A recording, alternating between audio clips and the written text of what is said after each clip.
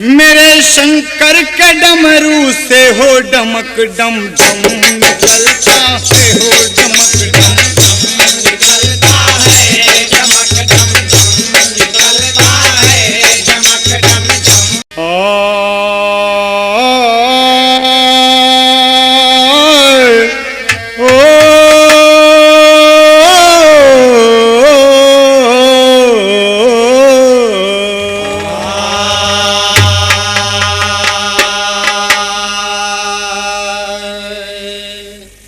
शशि मुदित हो गया देख अनुपम छटा, रैन के बहन सुन चांदनी हंस पड़ी, उद्गण नभ में बिखर कर भी हंसने लगे, आ गई जब चमकने की पावन घड़ी। सौम्य सुंदरता सरिता समेटे हुए, सभ्यता सोए यमनी पर मुंह ढांक कर, सभ्यता खोजो सुंदरता पर नाम रो, देखिए निज निकेतन स्वयं झांक कर।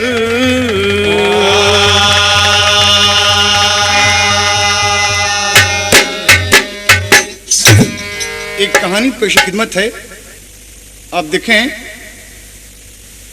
बड़ा ही रोचक दास्तान है। तर्ज मिला, कहना है यहां पर कि सभ्यता खोजो सुंदरता पर ना मरो, देखिए निज निकेतन स्वयं झांक कर। इस गाने में भाव मिलेगा आपको। तर्ज है, मेरे शंकर के डमरू से हो डमक डम डम निकलता है, हो डमक डम डम निकलता है, डमक डम डम निकलता है, डमक डम डम निकलता है, डमक डम डम निकलता है। मेरे शंकर के डमरू से डमक डम डम निकलता है, डमक डम डम निकलता है, डमक डम डम निकलता है, डमक डम डम निकलता है, डमक डम डम निकलता है, डमक डम डम निकलता है, डमक डम डम निकलता है। मेरे शंकर के डमरू से डमक डम डम निकलता है, डमक डम डम निकलता है, डमक डम डम निकलता है, डमक डम डम निकलता है। ये तो ओरिजिनल भाव रहा, लेकिन यहाँ कहना है, दो भाव मिलेंगे आपको। हुस्न पर मरने वाला, हुस्न पर मरने वाला इश्क में काबिल नहीं होगा, हो अरे काबिल नहीं होगा, अरे काबिल नहीं होगा, अरे काबिल नहीं होगा, अरे काबिल नहीं होगा। मरने वाला इश्क में काबिल नहीं होगा, अरे काबिल नहीं होगा, अरे काबिल नहीं होगा, अरे काबिल नहीं होगा। तो हुस्न पे मरने वाला इश्क में काबिल नहीं होगा, इश्क में काबिल नहीं होगा। अरे न डूबो रूप के, न डूबो रूप के सागर में कुछ हासिल नहीं होगा, हो अरे हासिल नहीं होगा, अरे हासिल नहीं होगा, अरे हासिल नहीं होगा, अरे हासिल नहीं होगा। न डूबो रूप के सागर में कुछ हासिल नहीं होगा, अरे हासिल नहीं होगा, अरे हासिल नहीं होगा। कहना है यहाँ पर, सभ्यता और सुंदरता की यह कहानी है, सभ्यता और सुंदरता की यह कहानी है। दोनों उरूज पे हैं, दोनों की जवानी है। बिहार सूबे में दरभंगा जिला आला है, यही ब्राह्मण का एक परिवार अति निराला है। घर में माता पिता भाई बहन खुशहाल रहें, खेती बाड़ी से पिता सबका पेट पाल रहे। बेटे ने पढ़ लिख कर जब हाई स्कूल पास किया, बेटे ने पढ़कर हाई स्कूल पास किया, बेटे ने पढ़कर हाई स्कूल पास किया। घर के प्राणी सभी तब नौकरी की आस किया। तंग सरकार हो गई उचक्कों चोरों से, पुलिस में भर्ती शुरू हो गई थी जोरों से। वांट निकली तो फार्म भर दिया और आस किया, वांट निकली तो फार्म भर दिया और आस किया, वांट निकली तो फार्म भर दिया और आस किया। बड़ी मेहनत मशक्कत से इंटरव्यू पास किया। सुडौल जिस्म का बेटा गरीब अच्छा है, पुलिस में हो गया भर्ती नसीब अच्छा है। पुलिस में हो गया भर्ती नसीब अच्छा है, पुलिस में हो गया भर्ती नसीब अच्छा है। ये ब्राह्मण का परिवार है दरभंगा में। मिश्रा जी का लड़का पढ़ लिख कर पुलिस में भर्ती हुआ। बड़ी मशक्कत के बाद यहाँ कहना हुआ कभी का, पोस्टिंग पहले हो गई है मुकामा थाना, लेकर राइफल खड़ा पहरे पे देखो मस्ताना, लेकर राइफल खड़ा पहरे पे देखो मस्ताना, लेकर राइफल खड़ा पहरे पे देखो मस्ताना, लेकर राइफल खड़ा पहरे पे देखो मस्ताना।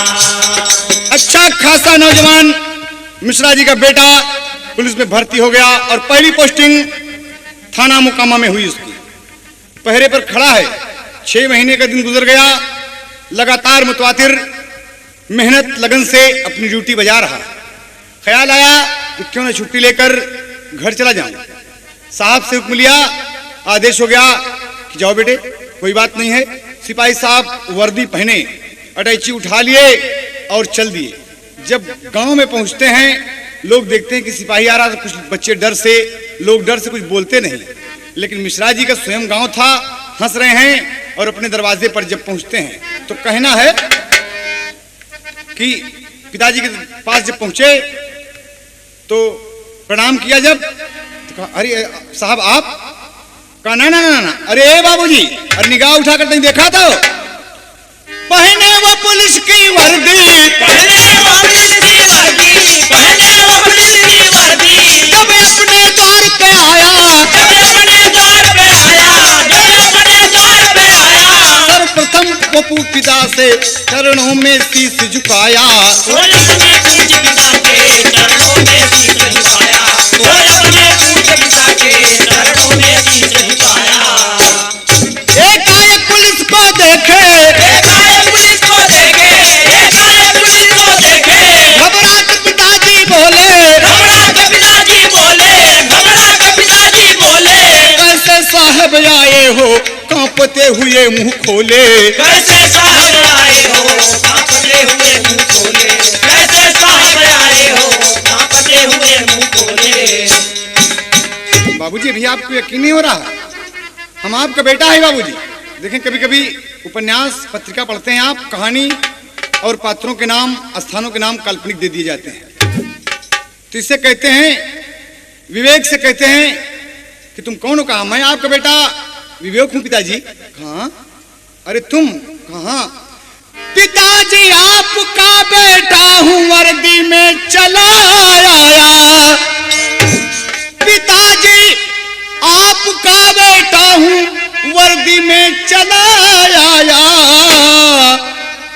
नियत जिसकी नहीं अच्छी तो कुछ हासिल नहीं होगा। हासिल नहीं होगा, अरे हासिल नहीं होगा, अरे हासिल नहीं होगा, अरे हासिल नहीं होगा। नियत जिसकी नहीं अच्छी तो कुछ हासिल नहीं होगा, अरे हासिल नहीं होगा, अरे हासिल नहीं होगा। बाबूजी आपकी इच्छा थी ना कि मेरा बेटा पढ़ लिख कर फोर्स में नौकरी करे, तो आपका आशीर्वाद रहा, भगवान का लाख लाख धन्यवाद है। पिताजी पुलिस में भर्ती हो रही थी, वहां हम भर दिए। और देखिए ना करिश्मा, हमन पुलिस हो गए। अरे दद्दा देखकर प्रसन्न हो गए कि बारे मुन्ना, अपनी औरत को बुलाया कि तोहार बेटवा आयल बा।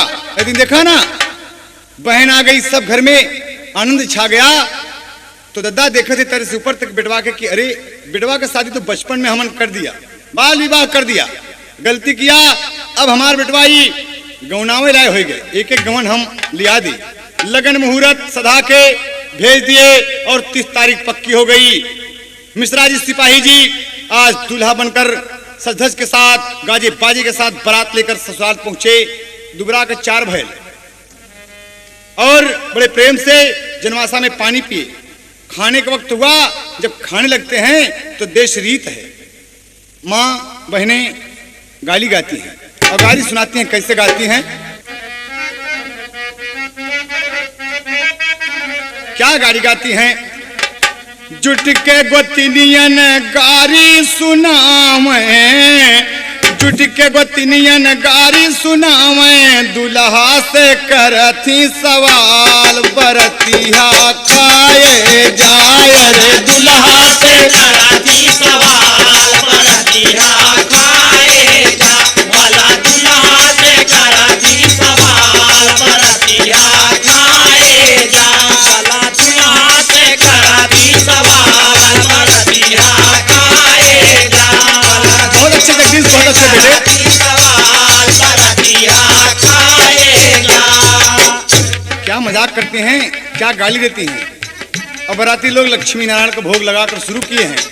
एहर काका थी, हमहन सुना तोहरी बहिनी उड़हरी गई, हमहन सुना तोहरी बहिनी उड़हरी गई, हमहन सुना तोहरी बहिनी उड़हरी गई। लइके चमर मंगता रात की निकरी गई, लइके चमर मंगता रात की निकल गई, लइके चमर मंगता रात की निकल गई। बहिनी ची बिल्ली का खोजना भतरवा, लागल 16वां साल, बरतिया खाए जा। लागल 16वां साल, खाजा खाजा हो खाजा, लागल 16वां साल, बरतिया खाए जा, एक तार तू खाजा। बरतिया खाए जा, लागल 16वां साल, बरतिया खाए जा। और का कहा थी, माई तोहार रोज जाए लोहराने, माई तोहार रोज जाए लोहराने, माई तोहार रोज जाए लोहराने। मौसी तोहार पड़ी रहे कोहराने, मौसी तोहार पड़ी रहे कोहराने, मौसी तोहार पड़ी रहे कोहराने।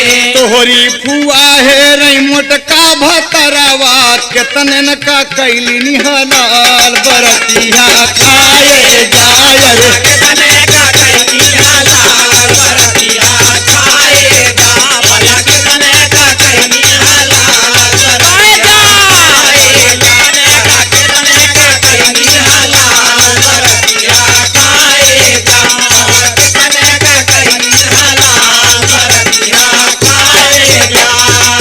अगले बंद में का थी,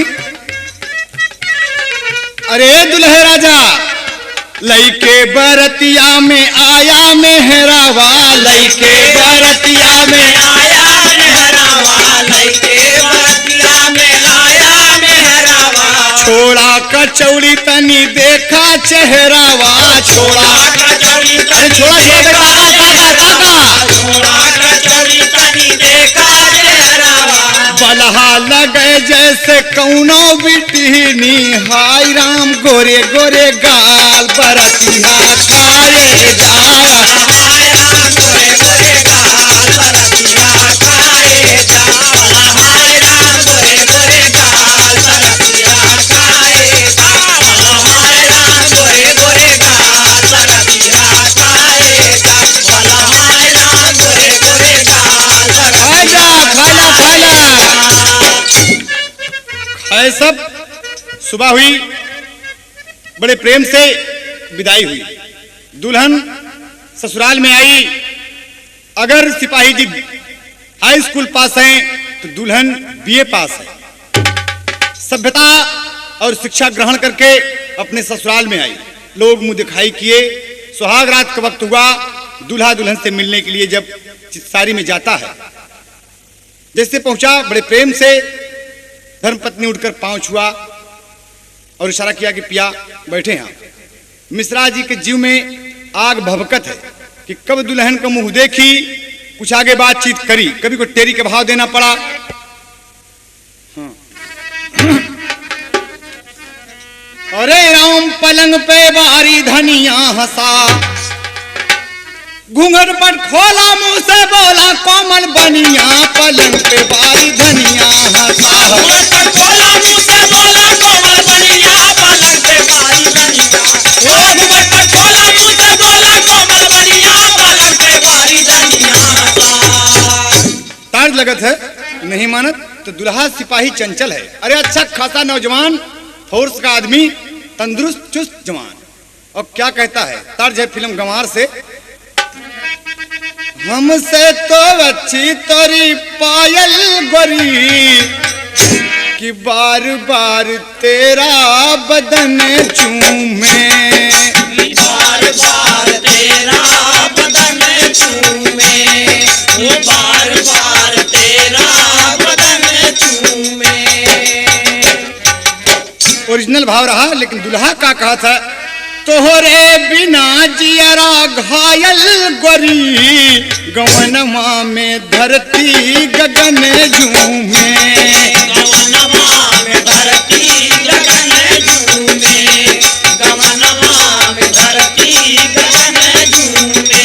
हाँ खुशियों की शहनाई बजने लगी, खुशियों की शहनाई बजने लगी, उमंगों से सारा भवन झूमे, उमंगों से सारा भवन झूमे, उमंगों से सारा भवन झूमे।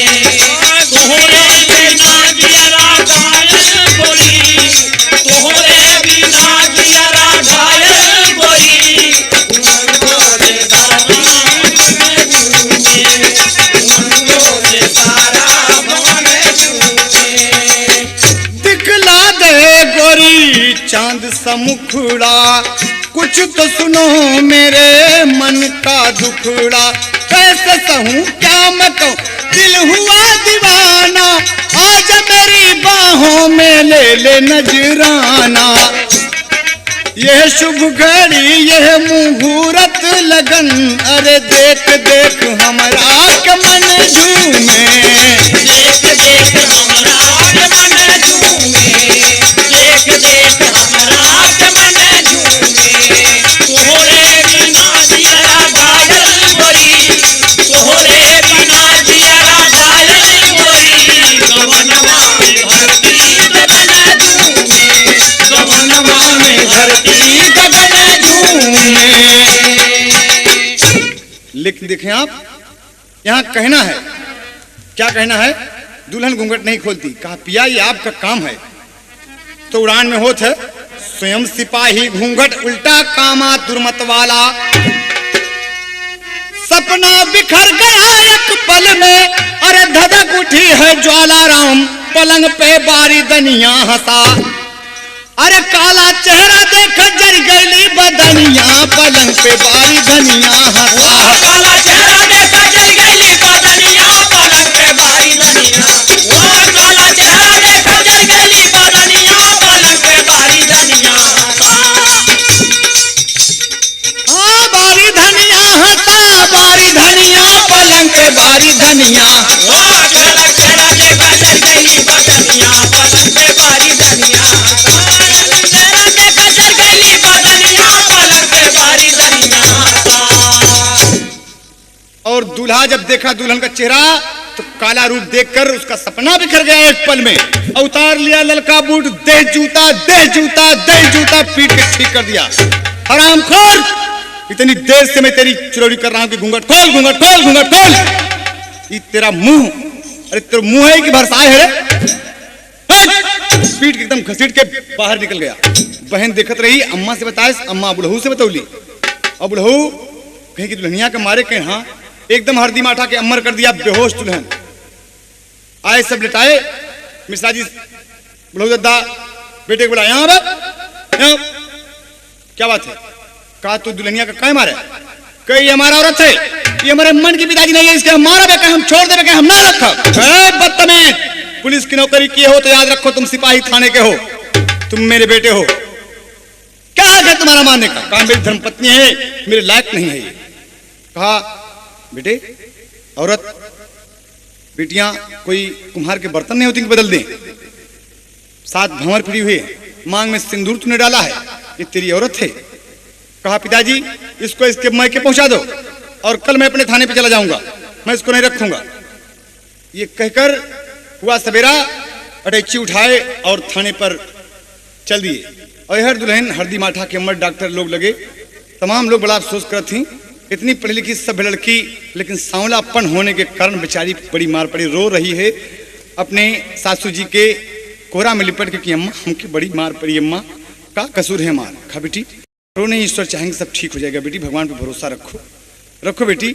और हर मिश्रा जी जब थाने में पहुंचे तो बड़े दरोगा, छोटे दरोगा, पांडे जी, दुबे जी, खान साहब, यादव जी, आओ आओ आओ मिश्रा जी आओ, नमस्ते नमस्ते नमस्ते, जय हिंद साहब, जय हिंद।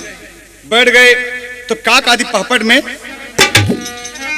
अरे पूछे लागे मिश्रा से कुलबतिया बड़े दरोगा जी, अरे हाल चाल कुछ कहा मिली औरतिया बड़े दरोगा जी। हाल चाल कुछ कहा मिली औरतिया बड़े दरोगा जी, हाल चाल कुछ कहा मिली औरतिया बड़े दरोगा, ओ हाल चाल कुछ कहा मिली औरतिया बड़े दरोगा, बड़े दरोगा, बड़े दरोगा जी, हाल चाल कुछ कहा मिली औरतिया बड़े दरोगा जी, हाल चाल कुछ कहा मिली औरतिया बड़े दरोगा जी। हाँ हाँ साहब, कहा रे बताओ ना यार, सुना है आपका गौना आया, गोल्डन नाइट मनाई होगी आपने, यानी बीच में कुछ समथिंग समथिंग और कुछ कहिए ना। कहा हाँ साहब सुने, हम समझ गए आपके मतलब। कहा सिपाही जी दुल्हन हमारी जन्नत की हो, अरे चांद समान यही मुखड़ा चेहरे पे बरसे नूर हो। कहें साहब ऐसे हमारे घरे में अजूरिया एक फपकत है, बड़ी शौकीन औरत मिली साहब, एकदम ब्यूटीफुल। कहें वाह, कहें हाँ साहब, अरे हुई जिंदगी सफल जुड़ायल छतिया बड़े दरोगा जी, बड़े प्रेम से कटी गवन कई रतिया बड़े दरोगा जी, बड़े प्रेम से कटा गवन के रतिया बड़े दरोगा जी, बड़े प्रेम से कटा गवन के रतिया बड़े, ओ बड़े प्रेम से कटा गवन के रतिया बड़े दरोगा, बड़े दरोगा, बड़े दरोगा जी, बड़े प्रेम से कटा गवन के रतिया बड़े दरोगा जी, बड़े प्रेम से कटा गवन के रतिया बड़े दरोगा जी। एकदम सब मस्त है। कहा साहब न पूछिए, तबीयत खुश हो गई। औरत को देखकर उसका चेहरा 1 मिनट हमारी नजरों से हट नहीं रहा साहब। कहने वाह वाह वाह, अरे वाह क्या किस्मत पाई मिश्रा जी, तैयार हो जाए एक पार्टी। कहें कि अभी अभी साहब हम घर से आए हैं। कहा सुना, सुन के ऐसी बात खुशी में बोल पड़ा स्टाफ हो, अरे खर्च बर्च कुछ करिए मिश्रा, बात कहूं मैं साफ हो। देखिए भाई ऐसे काम नहीं चलने वाला, आपको कुछ खर्च करना पड़ेगा। कहें साहब अरे आपके लिए, कहे खाए पिए का लाए हैं एक मतिया बड़े दरोगा जी, तो के आ चुकाए परी की मतिया बड़े दरोगा जी, तो के आ चुकाए परी की मतिया बड़े दरोगा जी, तो के आ चुकाए परी की मतिया बड़े दरोगा, ओ तो के आ चुकाए परी की मतिया बड़े दरोगा, बड़े दरोगा, बड़े दरोगा जी, तो के आ चुकाए परी की मतिया बड़े दरोगा जी, तो के आ चुकाए परी की मतिया बड़े दरोगा जी। वाह, अरे यार कोई बात नहीं, तुम घर से आ रहे हो तो पैसा हम दे देंगे, चलो बोलो ना अपने नाम से पार्टी। सैकड़ों रुपया बेचारा थम्स अप लिम्का में गंवा दिया और खिलाया पिलाया सबको, सब खुश हुए कि वाह मिश्रा जी आपकी दुल्हन आई, बधाई है, बधाई हो आपको, मुबारक हो आपको। सबको खिलाया पिलाया, बड़े प्रेम से रहने लगा। 6 महीने का दिन गुजर गया, न घर पर खत भेजता है और ना ही पैसा भेजता है। पिताजी मन में सोचते हैं, माँ जी मन में सोचती हैं, बीवी घर में सोच रही है ये औरत कि हमारे पिया इतना नाराज हो गए कि सुहाग रात में हमके पीट के ठीक कर दिए। हमन पूछत रह गए कि पिया हमार का कसूर है, एक बात ना बतौले, मार मार के हमार कचूमर बिगाड़ दिए, अता पर चिट्ठी ना भेज रहे, ना पैसा भेज रहे। बाबूजी परेशान, अम्मा परेशान। एक दिन का वक्त है साथियों, सावन का मदमस्त महीना, अपने अंटे पर दुल्हन बैठी है और उसी समय बादल उमड़ा और रिमझिम फुहार जब पड़ने लगी तो के मन चंचल हो गया। ये बदे कहा है कि बिटिया का कजरी नैहरे में और पतोहू के फगुआ ससुरे। ओकरे मन में अपने नैहर के याद आ गई और का भाव कजली के लगा और कहती है, हाँ तो देखें अपने अंटा पे क्या कहा था। भाव मिली कजरी में मिर्जापुरी। मोही बिरहिन के बहुत कल सवा पिया परदेसवा गईले ना। मोहे बिरहिन के बहुत कल सवा पिया परदेसवा गईले ना। मोहे बिरहिन के बहुत कल सवा पिया परदेसवा गईले ना। ओ पिया परदेसवा गईले ना। ओ परदेसवा गईले ना। मोहे बिरहिन के बहुत कल सवा पिया परदेसवा गईले ना। मोहे बिरहिन के बहुत कल सवा पिया परदेसवा गईले ना। कैसे होता। उमड़ी घुमड़ी सावन घन बरसे तरसे अखियाना संवरिया तरसे अखियाना। संवरिया तरसे अखियाना। संवरिया तरसे अखियाना। के उसे भेजे नाही सन सवा पिया परदेसवा गईले ना। उसे भेजे नाही परदेसवा पिया परदेसवा गईले ना। उसे भेजे नाही परदेसवा पिया परदेसवा गईले ना। दादुर मोर चकोर सोर कर रतिया आवे न निदिया ना संवरिया। आवे न निदिया ना संवरिया। आवे न निदिया ना। ताना मारे लगज उठ सवा पिया परदेसवा गईले ना।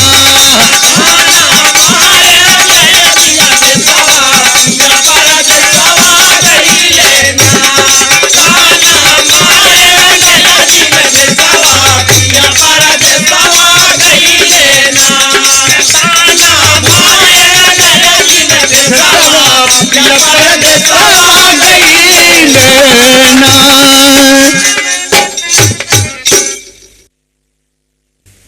हाँ देखें बाबा बहू की व्यथा देखकर ओके वियोग देखकर उनसे ना रहा गया और अपनी बुढ़िया का बुलाए, कहा दुल्हनिया का हमारे पास ले आओ। लिवाए, कहा कि बाबा काहे बुलाया, कोनो खता हो गई। कहे ना ना ना ना बेटी। कहा क्या बात है बाबा।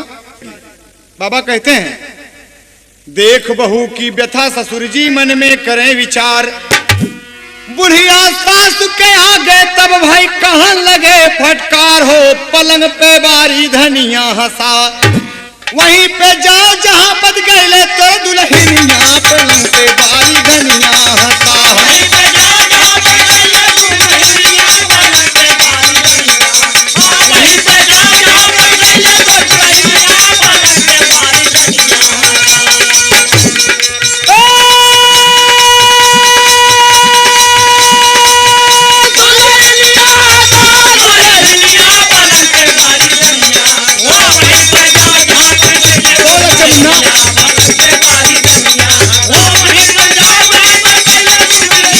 पलंग पे बारी धनिया। देखें, कहा बाबा यानी हम थाना मोकामा जाएं। कहाँ बेटी, जाओ जहाँ तुम्हारा पति गया है और वहीं तुम भी जाओ। कहा बाबा यहाँ तुम्हारे पीटे तो आप लोग छुड़ा दिए और वहाँ थाने में मारेंगे तो हम कहाँ जाएंगे बाबूजी। कहा परेशान न हो बेटी, वहाँ पर दीवान जी हैं, दरोगा जी हैं, सिपाही जी हैं, सब बहुत फटकारेंगे उसको। जाओ बेटी। पढ़ी लिखी लड़की सूटकेस उठा लिया, बाबा जी कुछ पैसा दिए, टिकट कटाई और पहुंच गई थाना मोकामा में। थाना मोकामा में जब पहुंचती है, पहरे पर सिपाही मौजूद है, साहब अंदर हैं जी। अंदर पहुंची, दफ्तर में थाना अध्यक्ष महोदय बैठे हैं। लड़की पहुंची, कहती है good morning sir. Good morning, may I come in sir? Yes come in, sit down on this chair. Thank you sir. कहा कहाँ से आई हो, कौन हो? कहा जी मैं आई हूँ आप ही के पास। कहा क्या बात है, बोलो ना। कहा मैं फला फला सिपाही की दुल्हन हूँ। कहा दरोगा जी हक्का बक्का हो गए कि मिश्रा जी तो कहे कि दुल्हनिया हमारा जुरिया इस घर में भपकत है, जन्नत के हूर है, और ये कलूटी एकदम कहा था कि हम उनके दुल्हन हैं। कहें सच बोल रहे हैं आप? कहें हाँ साहब सच बोल रहे हैं।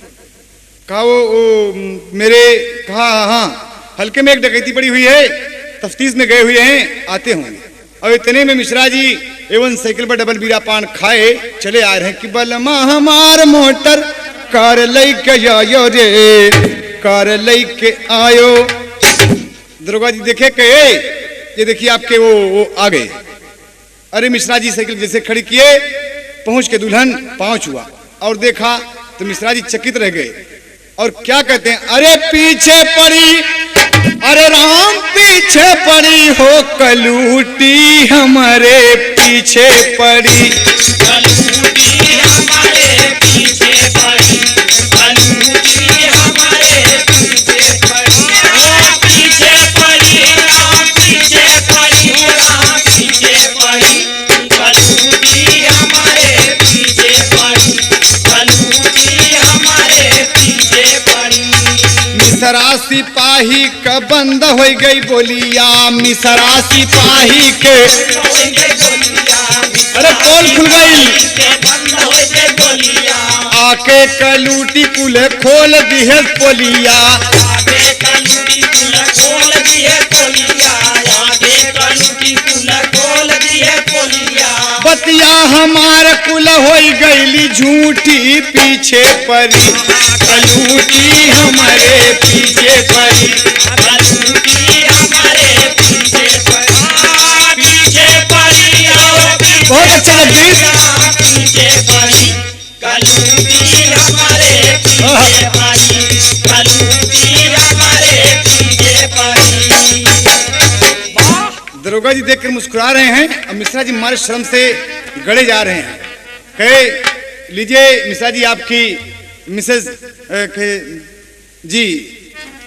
हाँ हाँ साहब ये मेरी, कहा साहब अब रहने के लिए एक काम समझ गए, समझ गए आप अपनी धर्मपत्नी के साथ वार्ड नंबर 11 में रहें आप।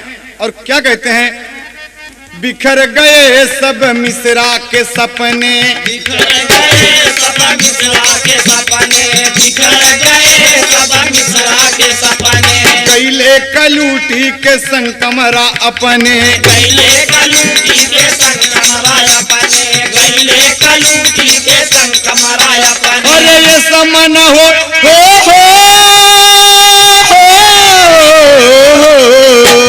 अरे ये समन हो तो है भीतर मकूटी पीछे पड़ी, कलूटी हमारे पीछे पड़ी, कलूटी हमारे पीछे पड़ी, पीछे पड़ी हो पीछे पड़ी, पीछे पड़ी, कलूटी हमारे पीछे। अरे जिया बेटवा जगदीश बहादुर। हमारे पीछे पड़ी। लेकिन देखें आप, ले गए कमरे में, दिखा दिया कि ये खाना बनाने का सामान है, ये स्टोव रहा, ये बर्तन है।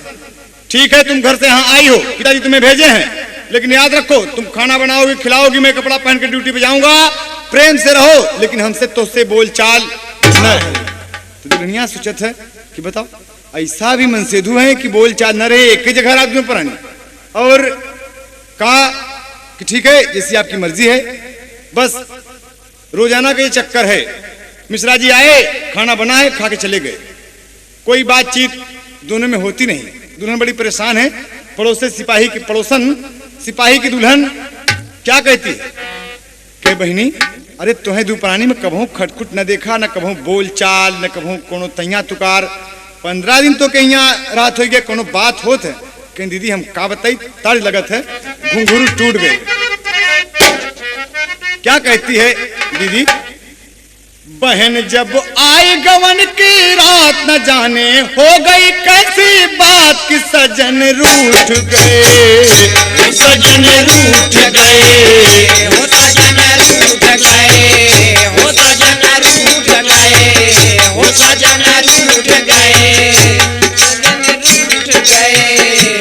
है, जैसे कोई लुटेरा लूट गया मेरा सारा सपना टूट गया, मेरा सारा सपना टूट गया, मेरा सारा सपना टूट गया। मेरा घूंघट पट खुद खोले हैं, गुस्से में पिया ना बोले हैं, गुस्से में पिया ना बोले हैं, गुस्से में पिया ना बोले हैं। मैं पीड़ा से चिढ़ार पड़ी जब मेरे बदन पे मार पड़ी, जब मेरे बदन पे मार पड़ी, जब मेरे बदन पे मार पड़ी। मैंने कहा मेरे सरताज बता दीजिए मुझको कुछ राज की सजन रूठ गए, सजन रूठ गए, वो सजन रूठ गए, वो सजन रूठ गए। दीदी मुझे कुछ नहीं बताते हैं, मैं क्या बताऊं? देखिए बता रही है तो पड़ोसन कहती है कि सुन, हे बहन तू भोली भाली हो, बस थोड़ा सा तुम काली हो, बस थोड़ा सा तुम काली हो, बस थोड़ा सा तुम काली हो। तेरा मर्द सिपाही गोरा है जैसे बम्बैया छोरा है, जैसे बम्बैया छोरा है, जैसे बम्बैया छोरा है। तू ऐसे मर्द को छोड़ बहन, तू और किसी की हो जा दुल्हन, तू और किसी की हो जा दुल्हन, तू और किसी की हो जा दुल्हन। पड़ोसन की सुन के ये बात कलूटी के उमड़ा गई बात की बलम रूठ गए, बलम रूठ गए। वो बलम रूठ गए, वो बलम रूठ गए, वो बलम रूठ गए, वो बलम। जब आई गवर की रात न जाने हो गई कैसी बात की सजन रूठ गए, वो सजन रूठ गए, वो सजन रूठ गए, वो सजन रूठ गए, वो सजन रूठ गए, वो सजन रूठ गए। लेकिन देखें आप तो कहा दीदी ठीक है आप मेरे पर कहा खबरदार ऐसी बात कहा, अरे हमारे पति हमारे लिए भगवान है, बोले या ना बोले तो उसे क्या मतलब हो, कभी मत ऐसा कहना। तो समझे कि बड़ी गुस्सैल औरत है, क्योंकि अच्छा अच्छा अच्छा कोनो बात ना है, अगर तू ये बात नहीं मानती तो ठीक है, आज तुम्हारे मन से तुझे पाऊँ तुमसे पूछा, तो पाँव पकड़ के पूछा कि हमसे क्या नहीं बोलता, हाँ ये बात पक्की रही। और देखें आज जब सिपाही साहब घर में आए तो कहते हैं जल्दी से खाना निकाल दो, मैं खा कर जाऊंगा, हल्के में डकैती पड़ी हुई है, थाना अध्यक्ष जी का आदेश है, मैं बहुत जल्दी जाऊंगा। तो दुल्हनिया कहता कि जे के गर्ज हो खाना निकाल के खाना बनल बा खा ले। सिपाही साहब कहते कि ये औरत का धर्म नहीं है कि पति को हुक्म दे, कहा ये भी पति का हुक्म नहीं है कि औरत 15 दिन से घर में बैठी है लेकिन बोलचाल नहीं है। दोनों प्राणी में नोक झोंक होती, कहा ठीक है मैं खुद खा लूंगा। निकालने गए तो आज कुछ ठन गोपाल है, कुछ बने ने बा। सिपाही साहब कहते गंदी बात है, एक लक्ष्मी औरत का यह कर्तव्य नहीं है कि पति उसका भूखा रह जाए, कहा एक अच्छे मर्द का भी यह कर्तव्य नहीं है कि उसकी औरत बोलने के बगैर तरस जाए। कहा वाह। वर्दी पहने मिश्रा जी अब गुस्से में जैसे निकलने लगे, दुल्हनिया पांव पर गिर पड़ी, अब पूछे लगी कहा छोड़ मुझे, कहा नहीं पिया जी आज हम न छोड़ा, आज हकीकत बताइए आप क्या कारण है आप मुझसे बोलते नहीं। कहो तो हमसे यह जाने चाहते हो, कहे हाँ, कहे सुन, अरे ये अपन तावा का जैसे 5 मुंह लेके, अगर तावा का 5 मुंह तो पिछोड़ करके चाहे हमसे दोपहर में बतिया, हम तो से बतिया, लेकिन ये तो चेहरा जब देखी थी काला ना तो मोर मन खराब हो जाता। कहे ओह अरे पिया हमन काली है, सांवली है, पढ़ी लिखी है, सब कुछ है, लेकिन आपको मेरे चेहरे से नफरत है। कहा हाँ मैं सोचता था कि मेरी औरत खूबसूरत होगी, एकदम ब्यूटीफुल होगी। कहा हम समझ गए स्वामी बैठ जाए, कहा मुझे जल्दी है, कहा नहीं स्वामी आज हमारी सौगंध है, आज के बाद मैं कभी नहीं कहूंगी आप बैठ जाएं, आप ही कुर्सी पे 2 मिनट बैठ जाए, हमारे एक बात सुनो। तो बैठ गए, कहा बोलो जल्दी बोलो, जल्दी बोलो मुझे थाने में जाना है। तो लड़की क्या कहती है कि पिया देखिए काले पे कितना सुंदर उपमा देती है, क्या कहती है, जब सब चाहिए सुघरी बाला, जब सब चाहिए सुघरी बाला, तो काला चेहरवा का होई। जब सब चाहिए सुनहरी बाला, जब काला चेहरवा का होई। जब सब चाहिए सुनहरी बाला, जब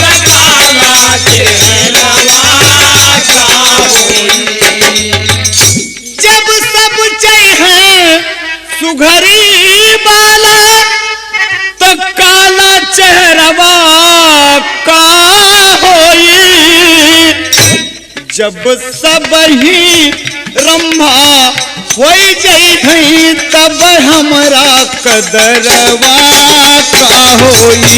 जब सबही रंभा होई गई है तब हमरा कदरवा का होई। जब सबही रंभा होई गई है तब हमरा कदरवा का होई। काली जामुन काली रात सारी दुनिया माना था, लैला भी पिया तो काली थी, मजनू उस पे दीवाना था। कहा काली रंग के जामुन होता, अगर पाया जाए तो पसेरी पे ठीक कह दे। रात काली होती है, कह दो भगवान से कि रात को सफेद कर दें। लैला काली थी पिया, लेकिन मजनू उस पर दीवाना था दिलो जान से। और आप मुझे कहते हैं, कहा स्वामी एक बात समझे ना, पपिहा तर से जब अरे स्वाति बिना, पपिहा तर से जब स्वाति बिना, हई करिया बदरवा का होई। कहा वाह बड़ी सुंदर बात, कहाँ पिया? और सुनिए, काले को पिया काला न कहो, काला सब में आला है, काली पुतली काला काजल आंख में रहने वाला है। कहा अरे वाह वाह वाह, अरे और कुछ कहो ना। कहे हाँ पिया, अरे खेते में जब और छीट उठा गेहूं के बिसरवा का होई।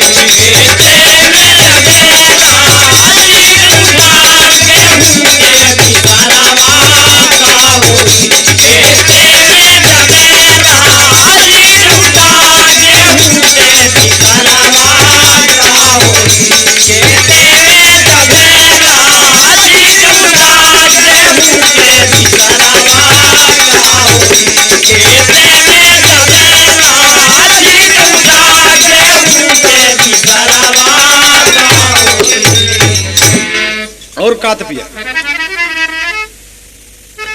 कहा पिया सुनो, काले रंग का नफरत क्यों है, काले रंग के घनश्याम ही है, अरे काली कमली है मोहम्मद की, जो उम्मत के अपने गुलाम ही हैं। भगवान कन्हैया काले हैं, मोहम्मद साहब की काली कमली है, लेकिन सभी मुसलमान इबादत करते हैं।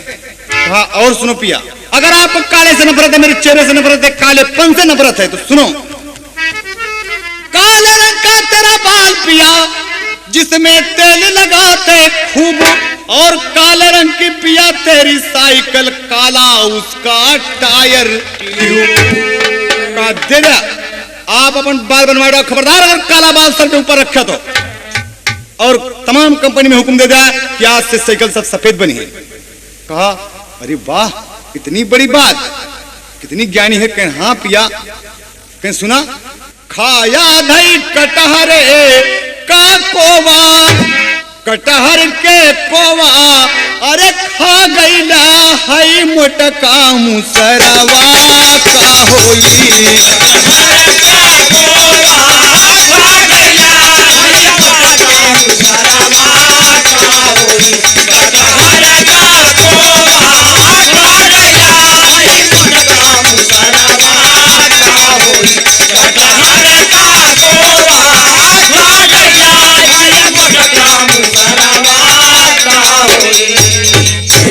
लेकिन बाबूजी वो कहा कि वाह वाह, अरे हमन तो सब प्रसन्न नहीं रहे, मांग जान कुछ मांगा तो बोल क्या चाहिए। क्यों पिया, अरे बस हमसे प्रेम से बोला, और क्या चाहिए। कहीं बोल बोल बोल। दुल्हा खुशी के मारा का था उड़ान में, हम हंतों से खुशी यही कुछ मांगा है दिल जानी, अरे दुल्हन बोली बड़े प्रेम से रहबे दोनों परानी, हम त जानी हमसे मंगबी सोना चनिया बलम से भारी। हम त जानी हमसे मंगबी सोना चनिया बलम से भारी धनिया। हम त जानी हमसे मंगबी सोना चनिया बलम से भारी धनिया। देखें आप, बस ठीक है, हम तो जानी कोनो गहना मांगे कहना है पिया। एक औरत अगर अपने पति की सेवा करती है सब कुछ है। कहे ठीक है, अच्छा एक काम कर, मेरा मन है जौन कपड़ा गौने में पहने रहे हुए पहन दो। कहना वह कपड़ा पहने रहे तो हमका तू 20 जूता हमारा हम कपड़ा ना पहने। कहीं त्योहार मास तू पहना है और दुल्हनिया सज गई तो कहीं चल तो के आज हम सिनेमा दिखा लिए। और लिवा के जब चला कहा कि कोई सवारी कर ली कि पैदल, कहीं पैदल ही चला पिया ना, अच्छा है पैदल चलने में अच्छा लगा था। और चले कहने कोनो और गीत गाओ तो कहीं हाँ पिया गाने का मौका ही आपने नहीं दिया। अरे गाय गीत एक से बढ़िया बढ़िया चीज है। कहीं बोला ना, कहें हमरे नैहरे के बोरिया उड़ेला बदरा, हमरे नैहरे के बोरिया उड़ेला बदरा, हमारे नैहरे की ओरिया उड़ेला बदरा, हमारे नैहरे की ओरिया उड़ेला बदरा।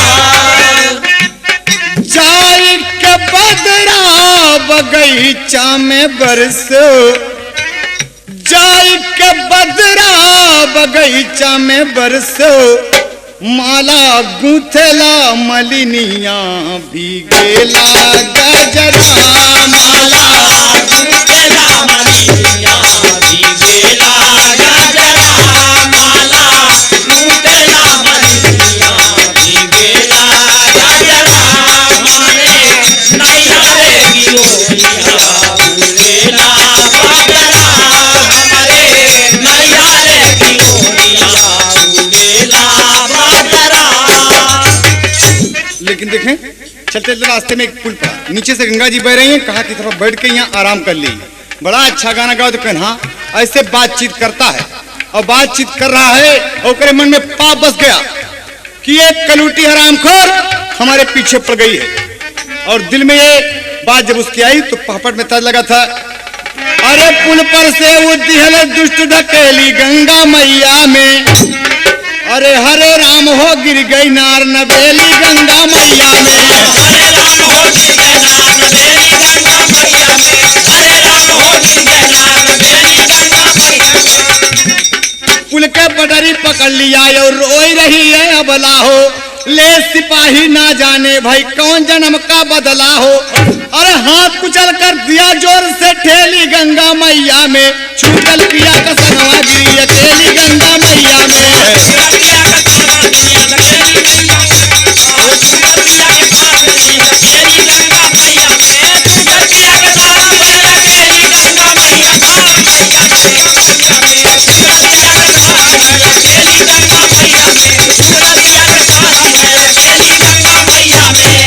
पुल के पटरी पकड़ के लटक गई और कहीं पिया बचा ला मर जा पिया, बाहर के समाज से तो के मुंह दिखाओ पिया, हम अपने नैहर चली जा हरामखोर आज मार के छोड़ तो के नाल जड़े जूते से अंगुली कुचल दिए जैसे सांप की मूड़ी कुचे। बेचारी का हाथ कांप गया और हाय राम हाय गंगे कह के गिर गई। लेकिन आप जानते हैं कि फानूस बनकर जिसकी हिफाजत थवा करे वो शम्मा क्या बुझे जिसे रोशन खुदा करे। तो यहाँ पर कहना है, भादो मस्त महीना उमड़ल गंगा जी में धारा, पाप नाशनी जगत तारने दिहलन बहुत सहारा, पलंग पे बारी धनिया हंसा, मारा लहर किनारा निकल गई दुल्हनिया। किनारे पर माँ गंगा उके लगा दे और एक किसान अपन बाजरा देख रहा है और देखा था कि क्या है कि तैर रहा है बालू रेत में। बस तुरंत लाठी उठाए कि कोनो मछली हो, जैसे मारे बदे कोशिश किया वैसे लड़की को गंगा माँ ने प्राण दिया, उतानी हो गई। अरे बाप रे, तो कोनो बिटिया है कोनो घर के और का काम कर। लड़की को उठा के ले आए घर, अपने घर वालों को बताए, उलट पुलट के तमाम के पानी निकाला गया। रजाई पर डॉक्टर साहब आए, ओके सेवा किए, इंजेक्शन दिए, होश आया। बेटी तुम कहाँ के रहने वाले? कहा बाबूजी मुझे कुछ पता नहीं, रोज पूछते हैं लेकिन बताती नहीं कि मैं कहाँ का रहने वाली हूँ। एक दिन का अवसर है, दद्दात थाने में पहुंच के रिपोर्ट लिखा है बड़े, और मिश्रा जी की ड्यूटी थाना मुकामा में लगी। वो गांव का थाना मुकामा है, भगवान की सिकत देखें। कहा साहब रिपोर्ट लिखना है, दीवान जी हैं? कहा हाँ नहीं है। कहा मुंशी जी हैं? कहा नहीं। कहा तो हमें रिपोर्ट लिखाना था। कहन की क्या बात है बताओ ना। कहन साहब हमारे ये नदिया में से बात एक औरत आए, गौवा झरियाई हो, और अब क्या बताई साहब, वो चेहरा से थोड़ा सांवली है, आज 8 दिन से हमारे घर में है, और जिसे कोनो गौने धोने के दुल्हन लाखा था, न जानी कौन सारों के मार मार के अंगुरिया कुचल दिए साहब। तो मिश्रा जी समझ गए, मिश्रा समझ गए, आई गई अफतिया, मिश्रा समझ गए, आई गई अफतिया, तब बुलाऊ दादा से बोल पड़े बतिया, अरे हमारी जमज में पिए कौन घूटी पीछे पड़ी, कलूटी हमारे पीछे पड़ी, कलूटी हमारे पीछे पड़ी, ओ पीछे पड़ी, ओ पीछे पड़ी, ओ पीछे पड़ी, कलूटी हमारे पीछे पड़ी, कलूटी हमारे पीछे पड़ी। बस समझ गए कि हमारा औरत जिंदी है। एक कागज पर रिपोर्ट लिख ली और निकाल के जेबा से 10 रुपया दिहले कि ले ला दादा। अरे साहब हम खुद देते थे रिपोर्ट लिखाई, ना ना ना ना, अरे सरकार के मिनिस्ट्री में कानून निकला बा कि थाने पे जो कोनो रिपोर्ट लिखा हुआ है थाने की तरफ से 10 रुपया मिली। अरे साहब ये आप भला बड़ा अच्छा कानून हमारे सरकार का निकला कि थाने पे कम से कम 10 रुपया तो मिले। बुढ़वा मगन हो गया और चला आया। 1 हफ्ता बीता, न पुलिस न दरोगा न दीवान कोई नहीं। बहुत चिंता में है कि क्या बात है, सिर्फ क्या कहता है। और आ गए जब एक दिन प्रगनाधिकारी 8वें रोज आए जब, तो कहा साहब सरकार बड़ी अच्छी है, अरे अब तो कानून निकला बा कि थाने पे जो रिपोर्ट लिखा हुआ है थाने की तरफ से 10 रुपया मिली। कहाँ कानून निकला? कहें साहब लिखा है हम थाने की रिपोर्ट सिपाही बताए। कहा कहाँ है सिपाही जी? कहा साहब लड़कियां मरिखियां बाहर आए है वही की बात है कुल। कहे ठीक, कहे जब लड़की को बुलाए यहाँ तो बुलाए जब, तो कहे बेटी तुम बताओ, साफ साफ बता बेटी तुम्हारा घर कहाँ है? कहा बाबूजी। अरे बतावा बिटिया अपने सासुर के कहानियां बतावा बिटिया, अपने सासुर के कहानियां बतावा बिटिया, अपने सासुर के कहानियां बतावा बिटिया, बतावा बिटिया, राम बतावा बिटिया, हो राम बतावा बिटिया, अपने सासुर के कहानियां बतावा बिटिया, अपने सासुर के कहानियां बतावा बिटिया। देखे वही वो पिताजी आप मेरे पिता तुल्य हैं, आपसे मैं झूठ नहीं बोलूंगी साहब। कहा बताओ बेटी। कहा मैं आ रही थी, बदमाश लग गए, मुझे उठा के नदी में फेंक दिया। कहा झूठ बोलती हो तुम, हम तुमसे पूछे थे। अरे वही के बात का हमारे करा दी लापरवाही, बोला बोला बिटिया तोरा दुल्हा सिपाही, बोला बोला बिटिया तोरा दुल्हा सिपाही, बोला बोला बिटिया तोरा दुल्हा सिपाही। वह सिपाही का नाम सुनत चकरा गए कि हाँ साहब झूठ नहीं बोलब, हमारा पिया सिपाही है। बैठा के जीप पर ले गए थाने और परगनाधिकारी घुस गए थाने में। कहा लाओ कागजात, जहां सरकार की मिनिस्ट्री में कानून निकला है कि थाने पे जो कोई रिपोर्ट लिखाने आएगा उसे थाने की तरफ से 10 रुपया मिलेगा। दरोगा जी पागल हो गए, फिर साहब ऐसा कोई कानून नहीं है। कहा कि आपका सिपाही दिया। बोल बुढ़े कौन सिपाही है? कहा साहब इसमें वो सिपाही नहीं है।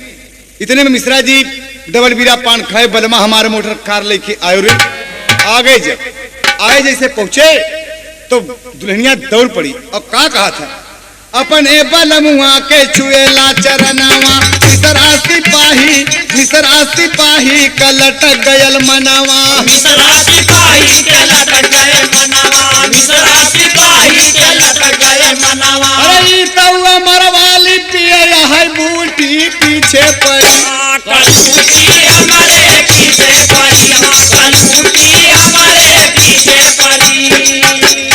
हाँ मिश्रा जी लाओ कागजात, जहाँ थाने पे ये कानून निकला है कि जो कोई रिपोर्ट लिखाने आएगा उसे थाने की तरफ से 10 रुपया मिलेगा। हाँ साहब I am very very sorry साहब, क्षमा चाहता हूँ। इतने में दरोगा जी ये गुस्सा लगा प्रगनाधिकारी के पीट डाली और जैसे दौड़े दुल्हनिया का कहा था, हमारे पिया पे अगर हथवा उठौब्या सबही के आगे मर्यादा न सौब्या, तो इज्जत का दावा करके इज्जत ले बलूटी पीछे पड़ी, कलूटी हमारे पीछे पड़ी, कलूटी हमारे पीछे पड़ी, हाँ पीछे पड़ी, हाँ पीछे पड़ी, हाँ पीछे पड़ी, कलूटी हमारे पीछे पड़ी, कलूटी हमारे पीछे पड़ी। बस मिश्रा जी क्षमा मांगे और दुल्हन के साथ चले गए। सुंदरता हार गई, सभ्यता की जीत हुई। तो कवि को अंतिम भाव देना पड़ा। स्वामी गीतानंद कहें भुल्लुर भय स्वर्ग निवासी, यादव राम आधार के अखिया गुरु दरस बिन प्यासी हो, पलंग पे बारी धनिया हंसा। अरे बेटवा हैदर अली जुगनू के चढ़ल जवानिया, पलंग पे बारी धनिया हंसा।